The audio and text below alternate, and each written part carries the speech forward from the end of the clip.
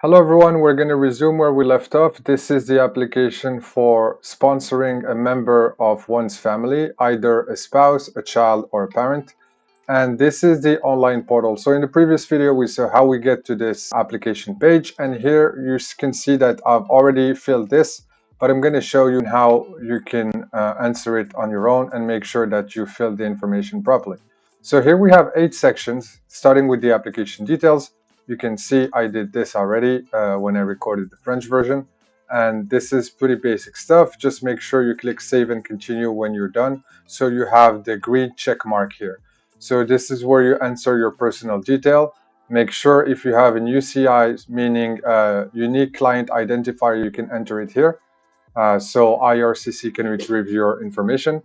Here you have your physical characteristics, the birth information, the citizenship, country of residence, and the marital and relationship status. Here it's really important because this information here is going to be double checked later when you fill out the form IMM 5532. That is the link between the sponsor and the applicant. Okay, so once you finish this, you click save and continue. Move to the contact information. Here what's really important is that you put your correct phone number because you might be called by IRCC. You continue. Here you enter your passport information. Again, you're going to need to submit a proof of your passport, so the copy of the pages with your picture as well as all the pages that have a stamp on them. You click save and continue once you do. If you have a national identity document, you do the same. You enter the number, the country of issue, as well as the issue and expiry date. Click save and continue, and here's where you have to enter your education. All this information, make sure it is accurate because you're going to enter it multiple times. And if there are inconsistencies, meaning if what you entered here doesn't match what you entered in the personal history form, you're going to have issues. So enter your highest level of education. Here is the number of years of education in total starting in primary school and your current occupation as well as your intended occupation in Canada. Save and continue. Here we come to the language detail. You have to enter your mother tongue as well as if you have taken a test from a designated testing agency. The designated testing agency in Canada are the IELTS and CELPIP General for English and the TEF and TCF Canada for French. If your test has more than 2 years, you can just enter no because the validity of those tests are 2 years. And here you have to enter your dependent. Make sure if you have children that are accompanying you, you enter them as dependent because they will be part of your application and they will receive their pre-R visa as well. So once you're done, you can click on complete and return to application. And you're going to have the green check mark here with the IMM 0008, meaning that it was filled properly and you can move on to the second form. The second form is the IMM 5406, that's the family information form. There used to be a PDF form, but now they included it in the online application. So you click edit here. I already done it, but I'm going to show you again. Once you click edit, you have 3 sections. The first one is for the applicant, so the person requesting a visa. Section B is for children, and section C is for sibling. So you can see here, indicate whether you are filling out this form for yourself, the principal applicant, or on behalf of any of your family member 18 years of age or older if you are filling for a parent, for example. So here we select yourself as the principal applicant. You enter your relationship. This is the applicant, so that's you, your marital status, your email address, your physical address. And here you have your spouse. This is the relationship to your spouse or the person sponsoring you to Canada in case of a spousal sponsorship. So here you have the full name, date of birth. All this is pretty obvious. Here you have to enter your mother's information as well as your father's information. If your mother is deceased, you can enter not applicable deceased, or if you don't know the marital status, there is also a field for unknown for people who do not know their parents. Okay, once you finish this, you click save and continue. You're going to come to section B, which is the children.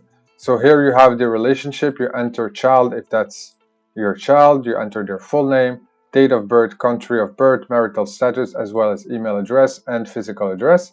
And the last section is about your siblings.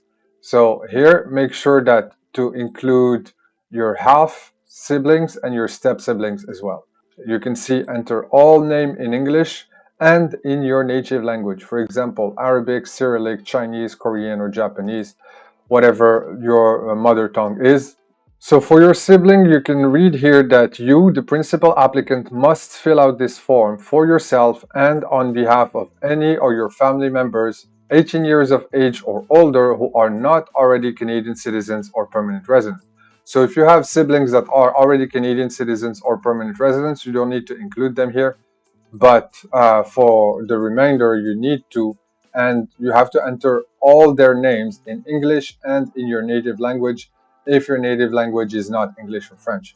For example, if it's Arabic or if it's Chinese, you can enter their name here both in Arabic and in English, or in whatever your mother tongue is and in English. So you enter their name, marital status, email address, and physical address, and make sure you include your half and step siblings as well.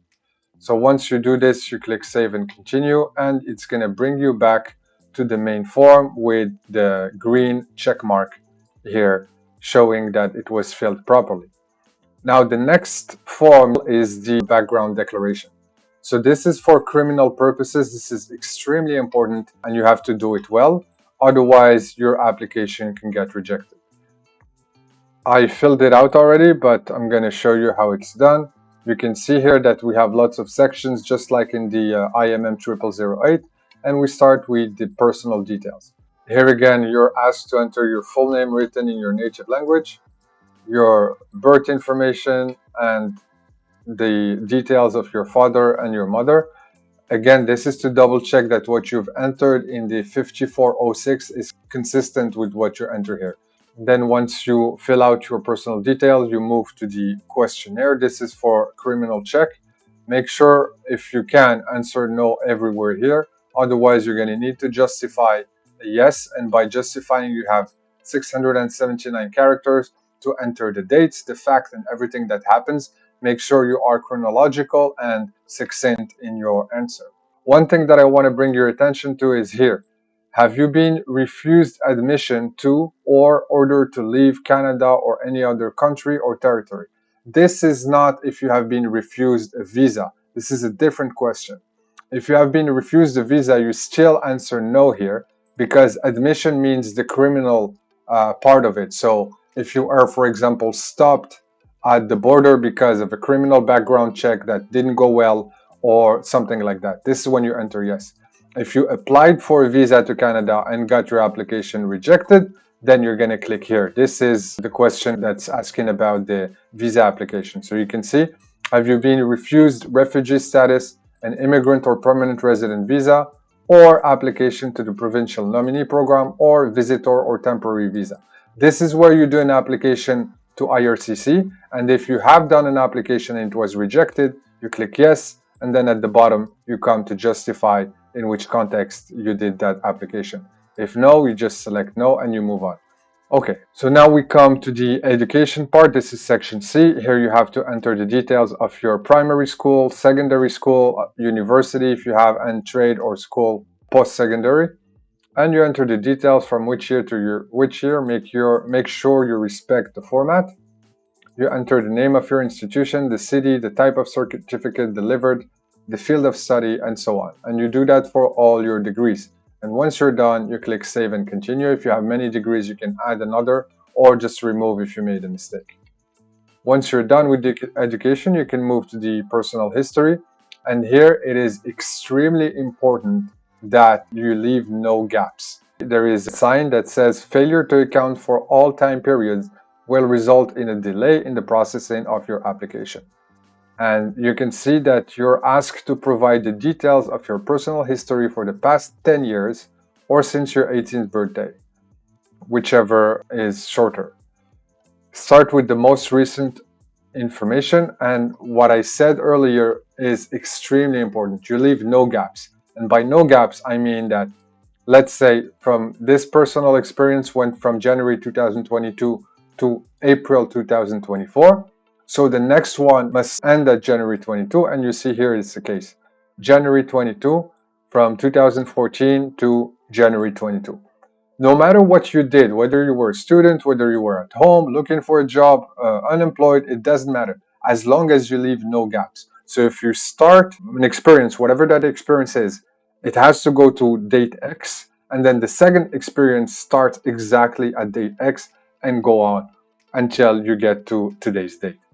Okay, I repeat, this is extremely important because if you leave one gap, IRCC, because this pertains to criminal history, they're gonna ask what is wrong there, and they're gonna double check, and this is gonna prolong your application and might sometime get you denied.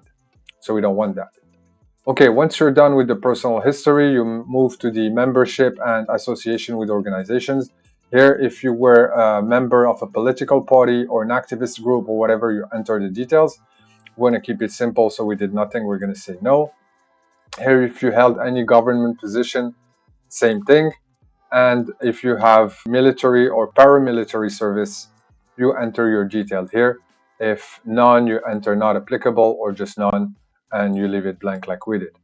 Finally, you have to enter your list of addresses. So this is the list of all addresses that you lived for the past 10 years. Since we're applying in April of 2024, we went back to April of 2014 and just entered one address to make it simple. But once you're done, you're going to get to this page and you can click complete and return to application to get your green check mark and to move on.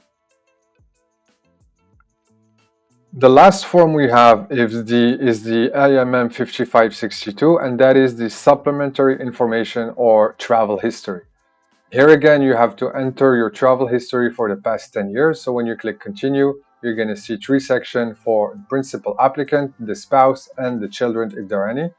And you have to enter the list of all your trips, year, month, the destination, and you enter the city and country, the length in days, and the purpose of travel, business, tourism, whatever the case is. In our case, our applicant did not travel, so we just click yes, that was easy. And you click continue to move on to the next part.